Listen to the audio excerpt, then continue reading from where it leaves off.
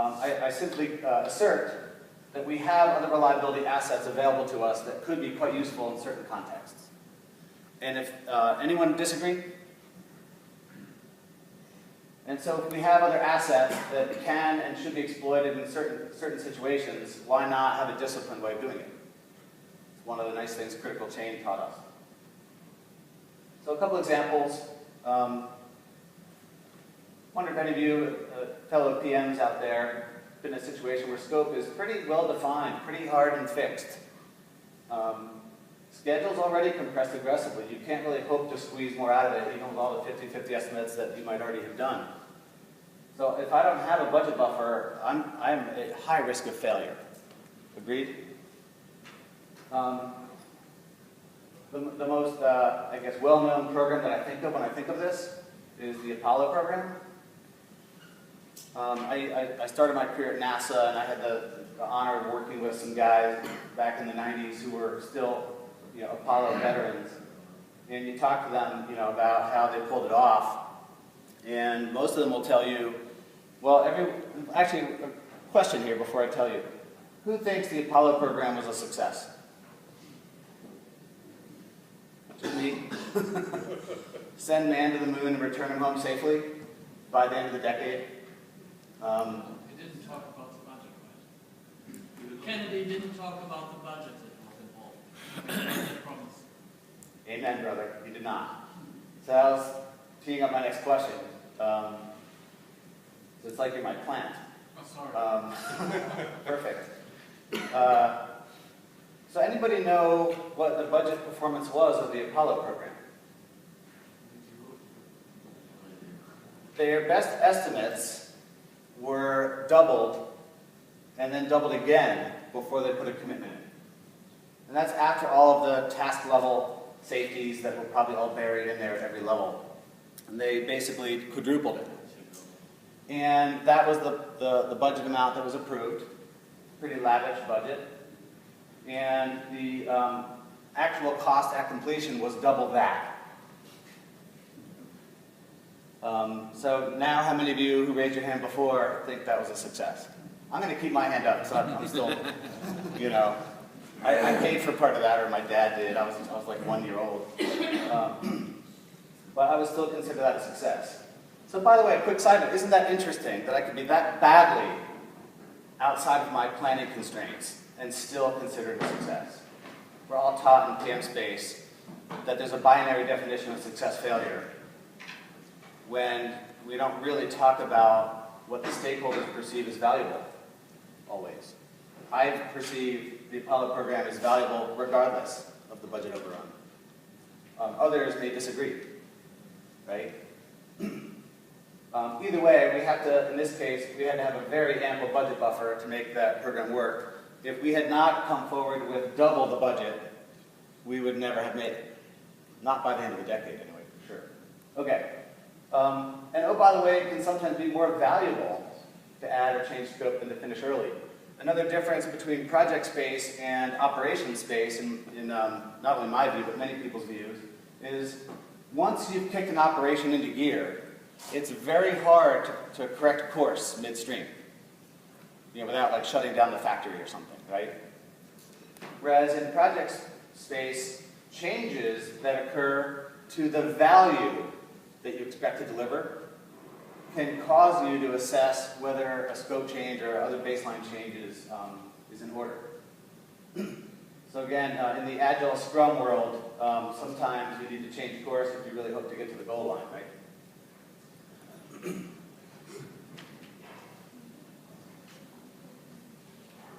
Actually, any questions here? Okay. So, I'm from the Washington, D.C. area. I live in a little town, a suburb called Bethesda. By the way, next year's COCICO is just a little bit over to the left here at Leesburg. So, looking forward to seeing you again. And there's some nice beaches right around here, but you might notice this little dotted line means that's a separate state, right? And I'm a Maryland guy, so I don't go to Delaware beaches, I go to Maryland Beach, right? Even though you have to kind of drive a little bit further around and stuff. And so I want to use this as an example of budget type or buffer type flexibility, because I've done this project driving to the beach many, many times. I'm very familiar with this project. The scope doesn't change, right? It's a very well-known scope. It's a fixed scope. But obviously my durations will vary. Agreed? And if I have very strong preference for due date performance, like let's say I need to get to the beach by noon, and this trip is 2 hours and 47 minutes, then I need to leave a little bit after 9 with no buffer. If I want buffer, how much buffer should I add? Anybody?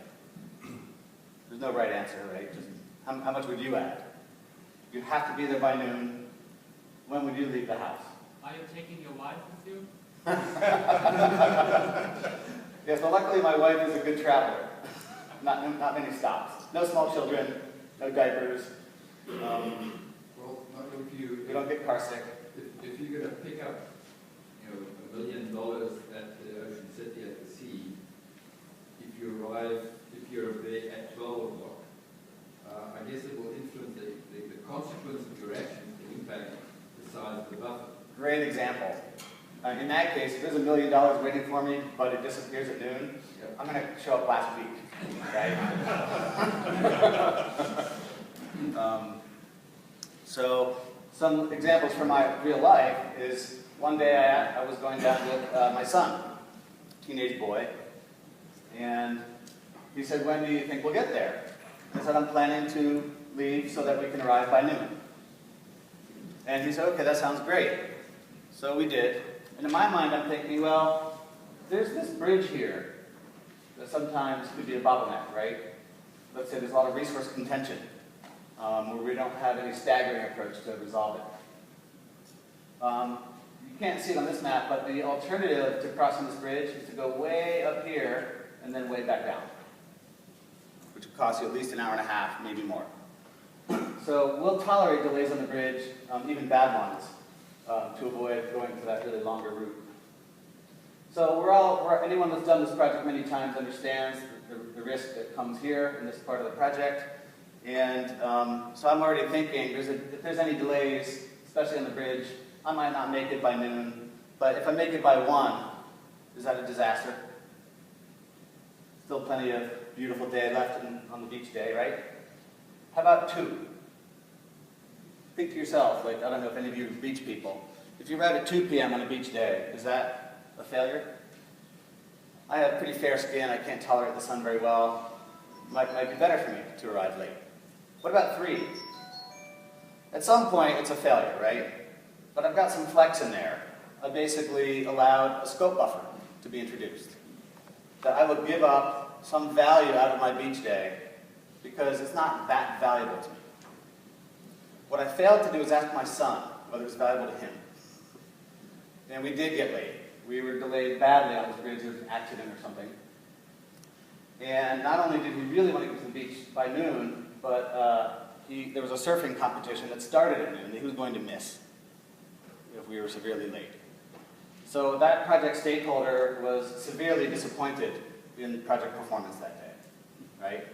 So it's sort of an interesting analogy to oftentimes the buffer type you select will vary based on the stakeholder you ask. And then how that affects what you actually use for your project can be an interesting question. Okay. Oh, one other little example. This is an extreme one. We talked about how, in my mind, I could scope buffer this. Rather than get up super early and add schedule buffer, I would rather give up some time out of the scope in my afternoon. My son felt differently. Well, what about, imagine a scenario where I get caught on this bridge, and there's the $1 million scenario, right? There's $1 million waiting for me at the beach, but I have to get there by noon to claim it. And there's no way I'm going to make it stuck on that bridge. I might, if I have the money, if I have a good credit line, let's say, spend $100,000 to hire a helicopter to airlift me there. I might prefer not to spend that $100,000 if I can avoid it, but it sounds like it might be worth it if that's my only option. So you can see where a budget buffer might buy me some schedule there and be worth it. Okay. So some additional examples. Oftentimes, since I'm an IT guy, the software development projects tend not to be valuable just by themselves. They tend to be valuable in concert with other things with which they must be synchronized. So one example is a client I had that's a university. They have to turn out new software features for, say, course registration between the semesters, right, or before the next semester begins. And that's a pretty hard deadline, but delivering it early doesn't help them, right? Delivering it late doesn't hurt them, but delivering it early doesn't help them. So they might actually prefer, if you finish early, to throw in some additional features and use up the available time, because there's no penalty for, there's no advantage for early delivery unless you can add value. So we use the time to add value. What about an aircraft carrier mission that has to deploy on a given date? Does that sound due date critical? So then the question is, well, what's the consequence if it doesn't have all the planes ready to go on that date? Should it still go? What's the consequence of a delay? So those are some interesting questions, right? If we have no more schedule buffer, can the mission succeed with fewer aircraft or less scope? Well, that probably depends too, right? What if it's a training mission? It might not be an actual warfighting mission. If it's training, well, maybe due-date performance is still pretty important, but maybe staying within budget is more important. So I might still have to choose some schedule flex before I choose budget. Or in this case, scope buffer. This happens in government quite often, right? Humanitarian mission with a fixed budget. Hey, here's some money, go. Save lives. Hurry. Obviously, you can't just kind of all scramble and run on a ship and expect to be effective. You have to have some sort of planning. So you have to trade off readiness level or scope with this schedule pressure you're feeling. And basically try to figure out the optimal mix of buffers there. So would you agree that this is somewhat intuitive? These examples? Yeah. I'm not really inventing anything new. These are intuitive for most PMs. Did I mention this one already? Yeah. This is a little bit different than the traditional buffering example, like my drive to the beach, because this is one of those examples where during execution, something dramatically happens to change the value side of the equation. So the initial planning might have been buffered just fine with whatever buffer seemed optimal, but all of a sudden, the whole value equation changed dramatically midstream, and we have to do something. So again, this is more of a sort of an encouragement to think in flexible terms. In this case, cutting scope could save thousands of lives, right? Or save a lot more lives than it might cost. Okay, so let's get into some conceptual framework building here so we can get to a solution. So the concept, I think, you get all intuitively. It's not complex, but we do need what I'll say is an apples-to-apples view of all buffer types. If I have any hope of managing a mix of buffer types across a portfolio, I have to have some way to see it and some way to have an apples-to-apples view. So basically, we have to choose between schedule, scope, and budget. Why not convert two of those into the third? Then I would say, if we have to pick one of those three, a schedule view is probably a good place to start. PMs prefer it. CCPM tools already support time-based views. Again, all the examples we just discussed are fairly intuitive. We often, in PM space, right, project space, we talk about buying schedule by increasing budget or sacrificing scope. So if we can somehow show scope buffers and budget buffers as time-based, that might be the easiest way to go. Any disagreements? Okay, cool. So how do we do that? So even if this due date is flexible, we usually have one. An extreme example I might give you is if I'm going to retire in 10 years, right? That would be great. I can do that. If I retire in 10 years and I already have a piece of property that I'd like to go live on when I retire, but no house yet, I might contract to have that house built anytime within that 10-year window, assuming I have the money to do so, right? And in fact, I might even get a discount from the contractor if I give them that much schedule flexibility. Maybe there's a good budget reason to do that. So there is no actual due date in that extreme example, other than this sort of 10 years, sometime 10 years from now. So that didn't show up as well as I hoped. Do you all see that? That's a schedule buffer. Okay, so that's sort of typical. By the way, I deliberately did not show a 2-to-1 schedule buffer here, just for fun. I do think as we get better at this, we will begin to get better at sizing buffers smaller as we can learn to be more reliable in our delivery, where the projects themselves just tend to be more predictable. Any of you who are familiar with Agile methodology, you might time box tasks into sprints. Notice that we know what the sprint durations are by definition. And so it looks very similar to a schedule buffer in this sense, right? There's not a whole lot of difference. So we can just convert that sprint floor into a scope buffer. The way that works in Agile, if you're not familiar, is the client tells you that these are the absolute minimum must-haves. Like, you can't just drive me 90% of the way to the beach. I need 100% of the way to the beach, please. But this might be, hey, if we get there early, we'll go have lunch. We'll add some scope in, right? So budget buffers are a little trickier. The usual way this is done, even when it's done well in places like NASA, or I should say done as a discipline. We can argue whether they do it well or not. But they've had a discipline, and they call it management reserve.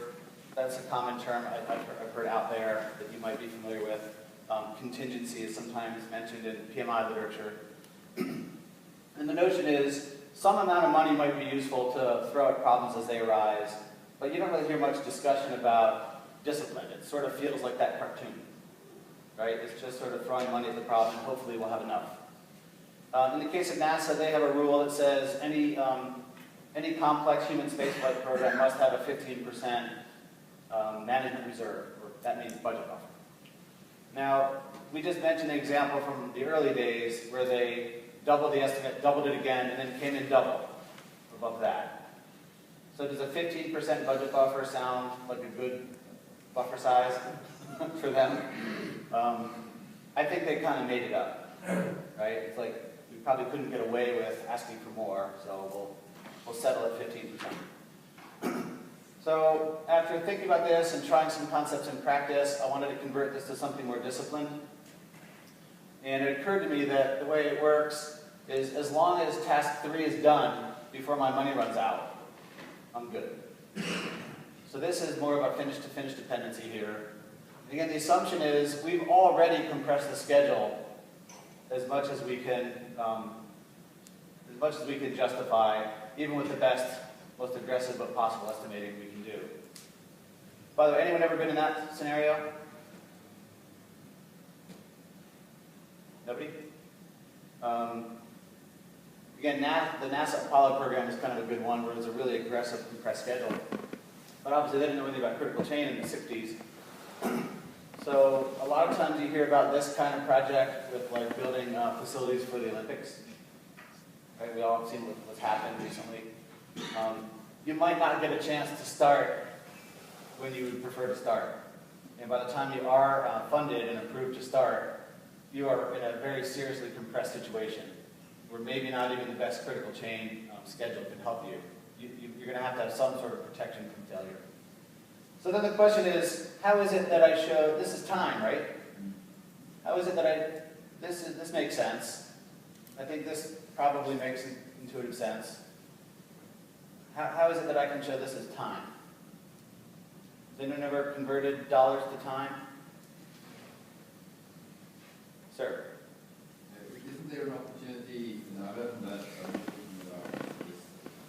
you have some kind of rate attached to your time buffer of your project. So eating one day into the buffer means I've eaten 100,000 rand or whatever that might be. Great point.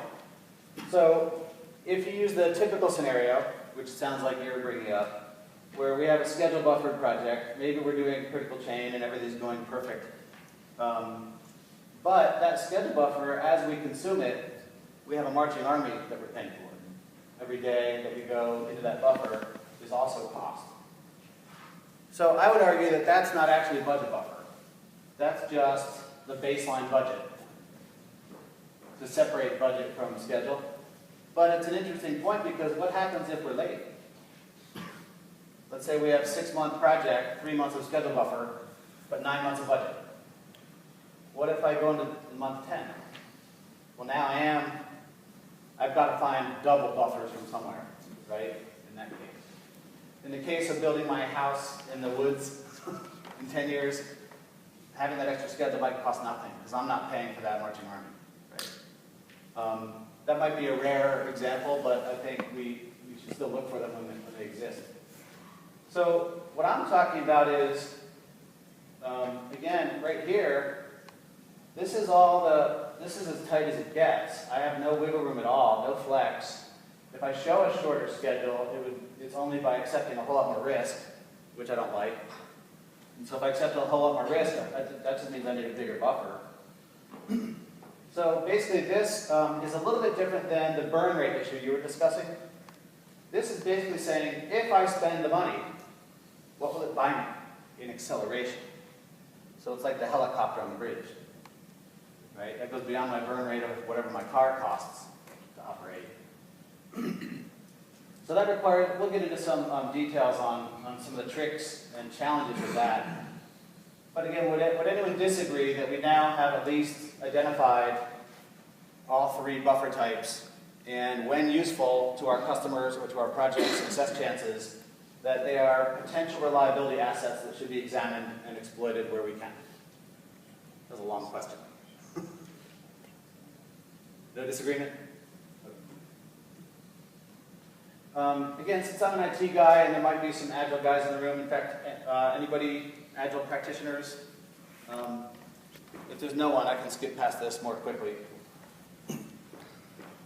Not a single one of you? Good. I've had some Agile debates already in this conference. Well, let's just assume you're curious. I won't skip past it too fast, but I won't linger on it either. So this just is Agile Scrum, but there might be other domains where velocity tends to be the more governing metric. Certainly in critical shape, we care about speed. And we have certainly throughput metrics, which is like velocity. In this case, they just measure velocity this way, but you can measure anyway. So the way an Agile Scrum team would do it is they say, okay, we've got these sprints. They call this a backlog, feature backlog, but it's a scope buffer. And so they might say, okay, we expect to go this fast, right? SP means story points. We expect to have a velocity of 20 story points per sprint when we begin this project. And as long as we get the first 60 delivered, the client will be happy, right? The stakeholder will consider it successful. And we do have additional features that we'd like to have if you can get to them. That would add value. And obviously we're not as schedule sensitive. As long as the due date is here, we're good. So we go along and we see we actually do even more than we expected in the first sprint. So what does that do for managing this time-based scope buffer? Well, let's say I have no reason to believe that I'm actually faster forever. Like maybe this is just we had a good week. Murphy stayed away and good things happened. So my speed might stay the same. And basically I'm done with the 60 story points earlier. And assuming the client actually has more features that they would like, we've just increased the scope buffer, further protecting our project and offering opportunities to deliver more value, which in this case we can measure. Done. We have no reason to believe that will be a permanent condition, however. So we see the buffering curve in here, and we just measure it in scope and time together. And we get less done, but still more than the minimum of 60, so it's still a success. So questions on any of this? Curious, has anyone ever used any scenario, any sort of buffering approach like this on a real project? Let me ask you another question. And again, I know it's a little unfair because it's the first thing in the morning here. Do you think this is interesting? Is there anyone in the room for whom this would be interesting enough to potentially try? A couple. Okay, good. So again, the budget buffer stuff is the trickier one. right? And it forces us to ask this question, which doesn't always have a simple answer. So, you know, the helicopter example was a funny one, but we might not even know how much that helicopter costs. I've never rented a helicopter before. What if the helicopter costs $1 million? Who knows? So, fortunately, since most projects tend to be labor intensive, you know, we can analyze it with things like the cost of labor. So as long as we know what skills we might need from additional people, okay, this is not our marching army cost, these are the reserve army that we hope to call up. Calculate all that. We do need to know the burn rate of those people if we bring them on. Obviously, we need to know how much time they'll need to execute the schedule acceleration, the task that will give us the schedule acceleration. And then we actually have to measure what the acceleration is. So again, back to the helicopter example, what if I hire the helicopter at 11 a.m. and it's a half-hour trip to the beach, so I should get there by 11:30, so that should be good. Well, then what if the pilot gets lost and can't find me? What if there's a technical issue pulling me off the bridge? And I no longer can expect schedule acceleration of 1 hour, then it's not worth doing, right?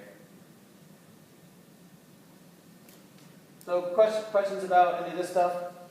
I imagine if you have more than a few years experience as a PM, you've actually done this. Raise your hand if you've actually had to buy schedule by burning more money than you had originally planned. That happened to you, Baha? A lot. So I acknowledge that there are additional challenges with this. Again, buy versus build. Should you hire an extra software developer to recover schedule, or just buy a product that might cost a lot? Right. Tough question, right? What if I think I've got a reserve army available and ready to go, and then I find out, you know, they're not as available as I thought? Right. Anybody lived through the Y2K time? as PMs or in project land? I was on a project, luckily I was not the PM, but it was a massive project to overhaul a major government agency and make sure they're Y2K compliant. It may or may not have been the agency that deals with all the federal taxes. So you can imagine if we get any date compare wrong on your taxes, what that would do. And so we had a pretty generous schedule, and we got to it early. We had some good buffer there, some good budget buffer too. And however, there's an assumption that, you know, your average COBOL developer was, I don't know, $100 an hour.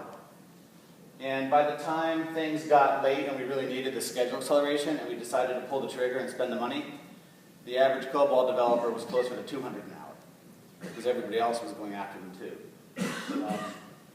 We probably should have foreseen something like that, but anyway, there's some uncertainty over the cost that we had to deal with. Obviously, there's quality issues. Any military commander will tell you they'd much rather have a marching army than a reserve army to fight their battles. Right? Makes sense? And you could probably come up with a whole bunch of other complexities here. So this is a trick too. Anybody know what I'm getting at here? Still see a couple of yawns from the morning. So let me paint a scenario. Imagine you're, in fact this happened on my first NASA program. You're the program manager for the Space Station Development Program. You're going to put a space station in space and put humans on it. You conduct all sorts of research and things. And you have a budget buffer. And let's say it's even more generous than the 15% that NASA normally uses. Would you spend that money in the first year of, say, a 10-year program? The first few problems that pop up, might you just throw money at to solve it? Our intuition says probably not, right? Why waste our silver bullets early? But similarly, if I wait too long, and I'm like, say, less than a year from my target launch date, but I'm like 2 years behind, that's going to be very, very costly to try and pay for that level of schedule acceleration, if it's even possible, right? So there's sort of a not necessarily a big sweet spot, let's call it. We know there's sour spots on each end, but then somewhere in the middle is the hard decision making. What if we have a whole bunch of integration risk coming toward the end? Everything's going to come together and it has to all work perfectly. And I know I'll probably have some problems and need some money to solve them. But I've also got some problems creeping up here and I'm starting to lose schedule here. Do I keep struggling along and trying to push the team to recover buffer? Or do I try and solve it with throwing some money at it? That's a tough challenge, right? There's no clear answer. I would argue that even with all these challenges, though, PMs intuitively do this. Certainly the guys I learned under at NASA spent quite a bit of time trying to figure out exactly the optimal way to try and do just this part, right? And so even if it's complicated, even if it's tricky, even if it's not a perfect science, if it's something we do intuitively, then we should try and find a way to do it well. Would you agree? Isn't that part of the beauty of TOC is we're taking what should be intuitive, might be counterintuitive at a system level, but usually very intuitive if you're the owner of the whole system, right? And we're just trying to put some discipline around that intuition. Okay, questions before I move past here?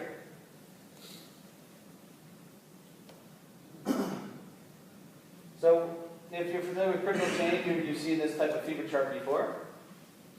All I've done here is, since this was an IT context, is I said, let's label, now that we have a way of doing time-based buffering and converting things to time-based, we can now plot them all together in a common portfolio view.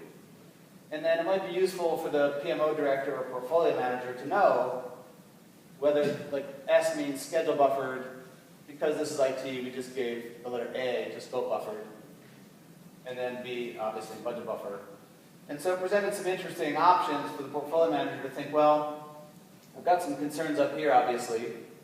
But I'm also close to the end, so maybe I don't need to be too concerned. But if these guys start to fall off the top here, into the failure, off the red zone to the top, maybe this other schedule buffered project here in the green might be an easy way to help the schedule buffered guy up here. Either way, I'm going to take a resource from this project and help out this guy, perhaps. So I might not need to take just a sort of schedule buffer. I could take budget buffer from this guy and convert it to, I could buy a resource and lend them here, and maybe that's a better solution. Either way, I've got at least some insight into the kind of trades I have to make between the different buffer types. Questions on this? Have any of you ever seen something like this before? In like obviously in a critical chain context?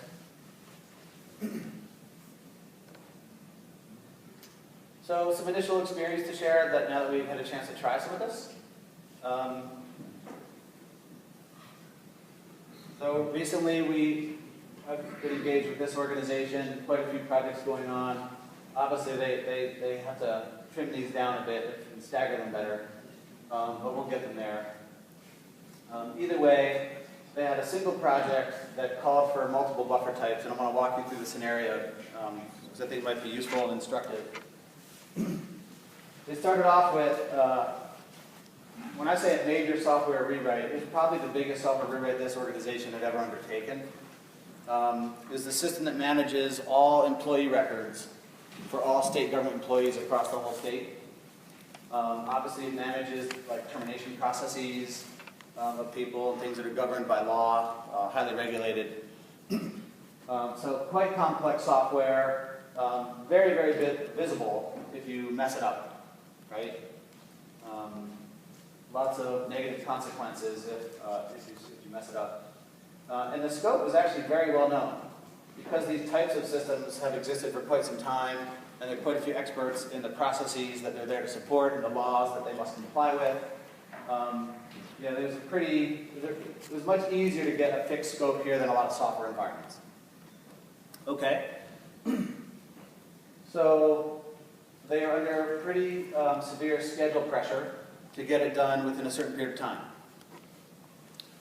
And with so much complexity, such a big scope, and such a tight schedule, when they really ended up doing the schedule compression scenarios in like a critical chain setting, they saw that they looked at the 2-for-1 and actually thought that 50% buffer is not enough. Isn't that interesting? I don't know about you, but when I first started trying to convince people to do critical chain, and I said, you have a 6-month project, you need 3 months of buffer. 12-month project, 6 months of buffer. And then you look at the executives look at this and say, well, what's going on in that 6 months? I don't see anything happening there. That seems like, could I trim that to 3 months? Right. And I'm used to fighting those sorts of battles and explaining why you need an ample buffer. Here I was really trying to convince them, or they were trying to convince me that it was insufficient. That the usual 2-to-1 ratio was not going to give them the warm and fuzzies they needed to go forward with this project. Add to all this, they had tried taking on this project before and failed right out of the gates twice. So they're already feeling the pain of what those false starts created. So there was a lot of strong customer demand. The existing system they were using was grossly insufficient for their needs. They were desperate to move forward. They really wanted this due date met. All this political visibility was just sort of thrown in there, making it really tough. Sounds like a fun project, agreed? So we went through, now that we had a good plan, and we had good estimates, using good critical chain rules and all that, we could do some pretty interesting scenario building on just how much schedule acceleration could be achieved. Obviously, we're trying to figure out where the schedule risk is highest and deal with it there. And once we were done, we basically were able to estimate what we felt was a reasonable and affordable budget buffer to add to the schedule buffer to address additional issues as the project went forward.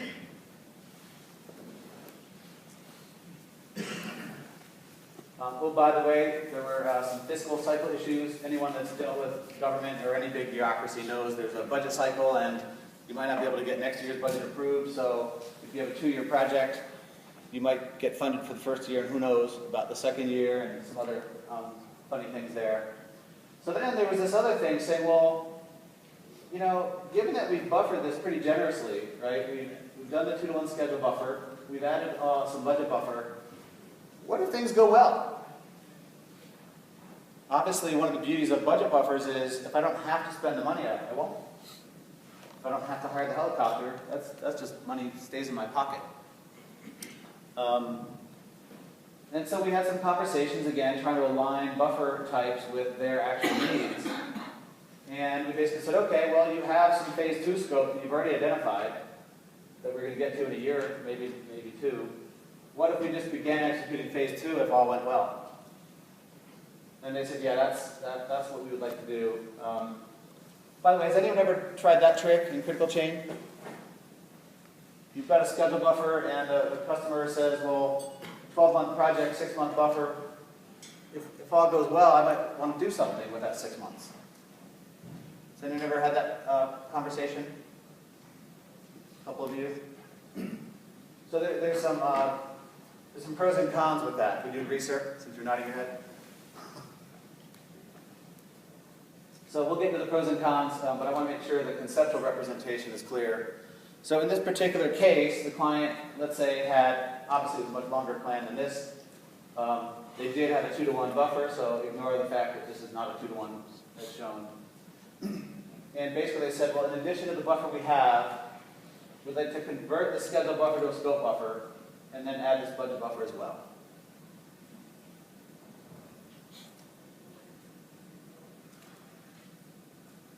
So is this still conceptually simple, straightforward, or have I whipped through it and confused anybody? Any questions? Okay. By the way, can you imagine how a critical chain software solution might address this? Because none of them do natively, right? There's some tricks and issues depending on what software you're using doing it. But the point is I do have 2 buffer types. I can't show this one out here because that's past the due date. I have to use it here to recover schedule as I go to keep the due date. Right? That finish to finish still must stay.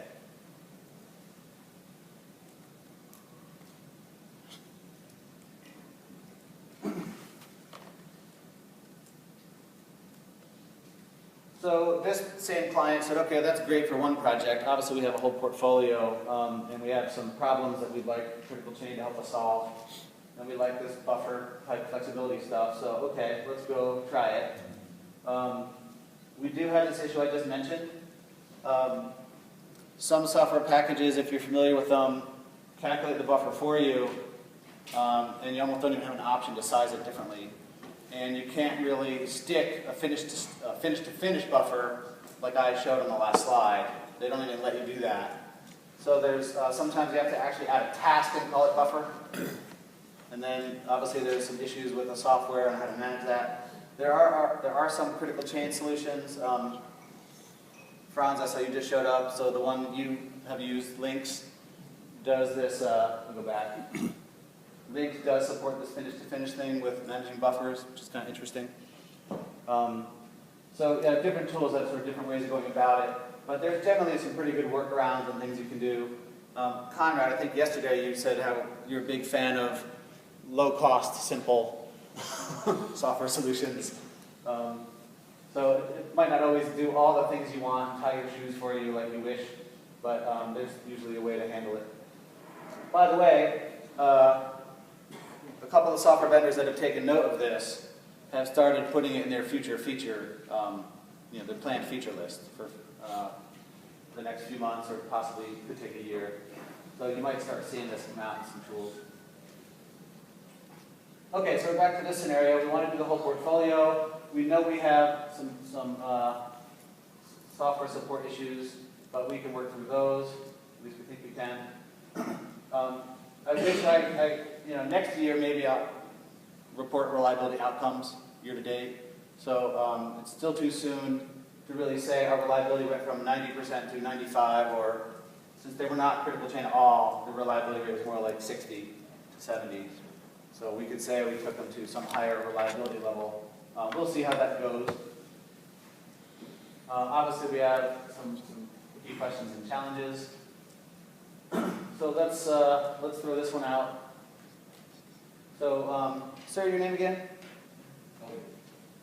Elvin. Elvin? Elvin. Elvin? So Elvin mentioned earlier, well, if all along as we're consuming schedule buffer, we're also consuming budget, is that a budget buffer? Not by my definition. But again, what if we've exhausted the schedule buffer and we go past it? Now do we have to deal with having a second buffer to support the schedule, the schedule overrun and try to recover from it? If we terminate the project, it's not a problem, but what if we still want to finish it, right? We discussed the challenge of finding the sweet spot of when to spend the money. There's real good and bad here. When your tasks come in late, repeatedly, what happens? What happens to your schedule buffer? Anybody? Just gets consumed, right? If I have no schedule buffer and my schedule just starts to bleed late, and I'm planning to go late on my schedule, and I have a budget buffer to try and recover it, do I need to spend that budget buffer today?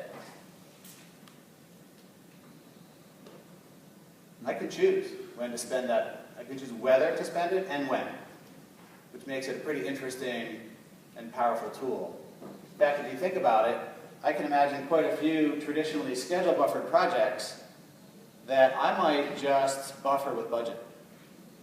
Totally.